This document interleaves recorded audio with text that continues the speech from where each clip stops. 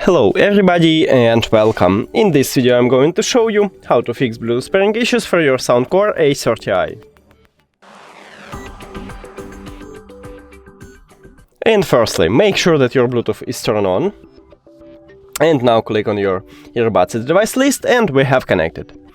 But if it didn't help you, we should perform a soft reset, so just put it to the charging case. And now these earbuds are disconnected from your phone, so remove it to reconnect them. Now we should wait for it, and we have connected again. If it didn't help you, we should remove and add these earbuds, so click the information icon or settings icon, forget this device, forget device. Here we go. Also, if you have Android, click pair new device, and these earbuds enter to pairing mode automatically, so just click on it at the device list. Here we go.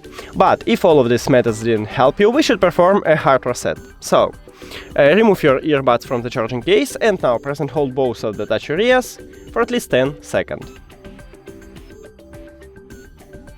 Here we go. Now we should remove it. So, forget. Don't forget to click pair new device on your Android. And after hard reset, it entered to pairing mode automatically also, so just click on it at the device list, and we did it!